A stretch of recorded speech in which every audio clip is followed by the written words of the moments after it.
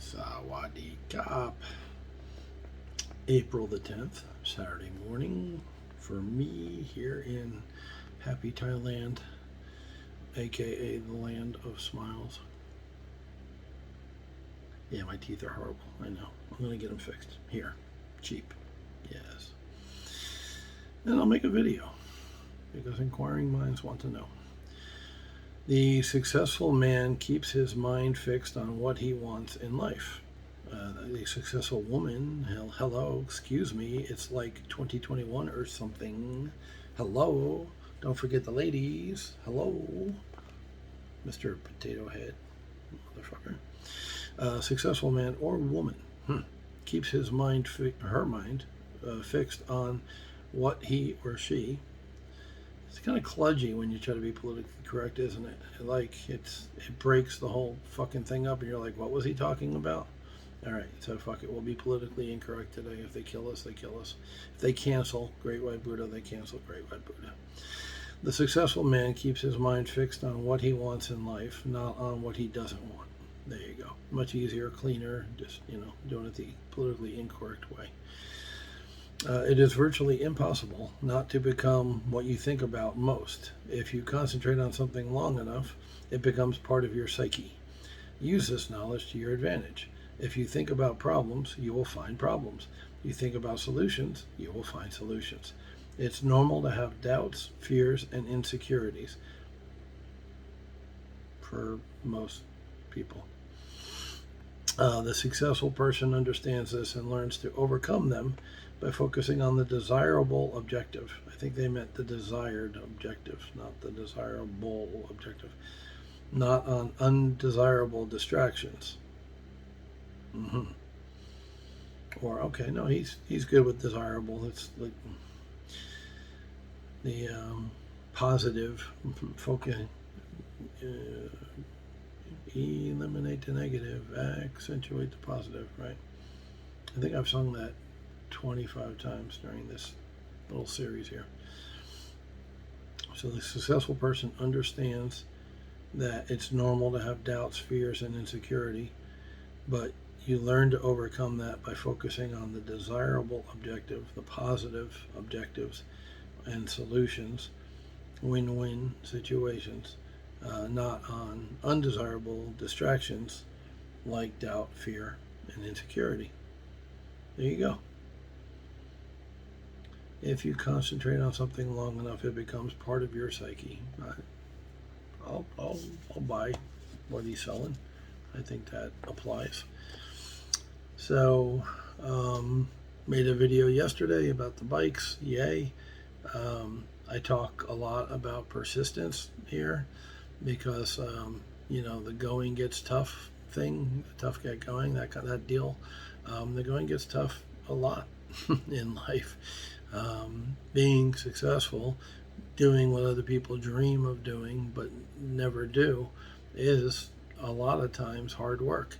And okay, digging ditches or installing fences is a lot more work than sitting on my ass for 2 hours in the DMV.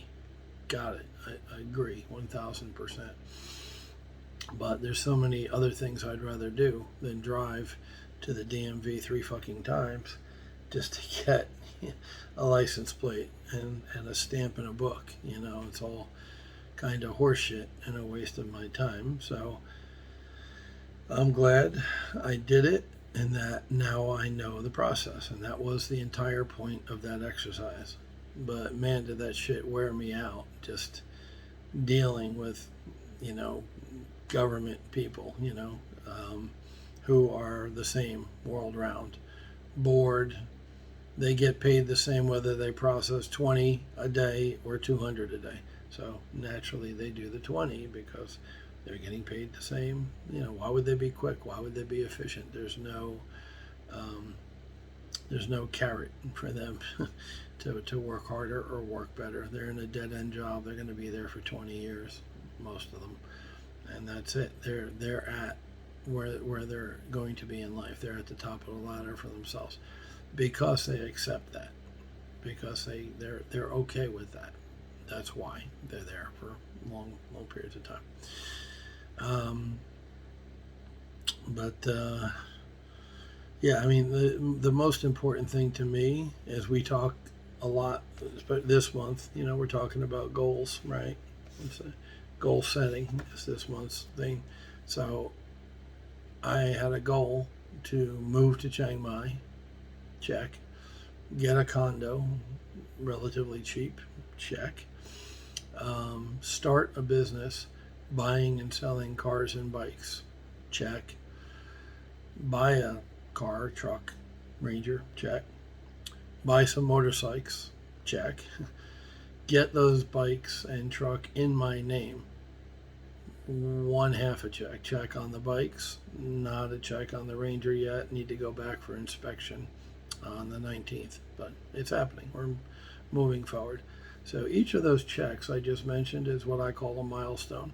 And those are small goals on the way to my big goal, which is to establish this business. So in order for me to have a business buying and selling bikes and trucks and cars in Thailand, yesterday's trip to the DMV was one of those mini goals or milestones. So I accomplished a milestone. I feel good about that because I know that gets me one step closer to my ultimate goal, which is, supplementing my income over here with the money from there. I talked about my rental. I sold my Airbnbs, but I still had a rental I was going to do Section 8 government subsidized housing with. And I was just talking to my buddy Rob this morning, checking in, seeing how he's doing. And he said that he got, out of nowhere, he got an offer for that house. So I said, how much? Because now, depending upon the number, that house, as crappy as it is, remember I paid $11,000 for it, put a new roof in it, AC and all that. So I'm $22,000 US into it right now, and it's in a shitty neighborhood, like a D neighborhood, not F, not the ghetto, but just like one step up. 3-bedroom, 1 bath, which is not as desirable. There's a chance, because the market is so crazy in America right now, I could sell that house for 60 grand. We'll see what this guy, if he comes in at 40 grand, fuck you. I'll take the 900 a month, 27,000 baht spends very well here. And that's my inclination. That's what I'm leaning towards. But I've found being flexible and looking at things different ways. If I get a $60,000 offer, that's 2 million baht. And I'm thinking, what can I do with that money here? What can I do with 2 million baht here in Thailand right now, where we still have COVID prices, which is to say half of what stuff used to be. For 2 million baht, if I look hard enough, I think I can find a house, not a condo, but a house, like on a piece of land very near a beach or an island, because that's the kind of place that would sell for 4 million baht. 120,000 back before COVID. Just things are cheap in general in Thailand here. COVID's cut prices in half. So for 60,000 or 2 million, if I looked hard enough, I could find, a house, 2,000 to 3,000 square foot, view of the beach, if not on the beach, close to the beach, nice house, furnished. So trade a 3-bedroom, 1 bath, 1,100 square foot house for beachfront property. Yeah, I would do that. I would do that in a heartbeat. So I wouldn't have the 27,000 baht coming in, but I would have a 4 million baht house here, which is cool. And obviously I'm renting this out for the next 11 months. I did a year contract. I could either move down to the beach house and rent this out, sublease it to another person for just 8,000 a month, same as I'm paying, if I can find somebody. Most of these units are vacant right now because of COVID, or stay here and rent that house out, Airbnb, beachfront property for whatever, 10,000 baht a month, 20,000 baht a month, or a week even. I mean, it's a beachfront property. Whatever the going rate is, I could pull in and then move down there in 11 months. So we'll see. It's once again, it's being flexible. and we'll see what the guy offers after he looks at it. My buddy Rob's gonna take him through it either tomorrow, which is Saturday for them in the States. It's Friday night right now in the States, so either Saturday or Sunday he'll take him through Edison, show it to him, and see what his offer is. I guess the point is stay flexible, because you never know when situations are going to turn. So originally I bought that house to flip. I tried selling it for like 35, 45 grand, something like that. It didn't go. And I said, okay, fuck it, I'll rent it. So it changed exit strategies. I was flexible. Now I might have a $50,000, $60,000 offer. Now that I've decided to rent it, we'll see. I'm going to be flexible. I'll take a look at the offer, listen, see what it's at, do some math in my head, and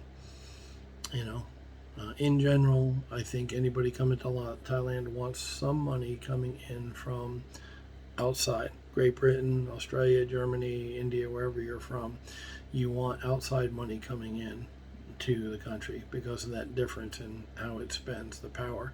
You want to receive that every month. But a lump sum, I can do a lot with that here too. I could take the 2 million baht and buy a bunch of cars and trucks and sell them and make money that way. So there's world of possibilities if you got your head right, if you think the way that we're teaching in this book.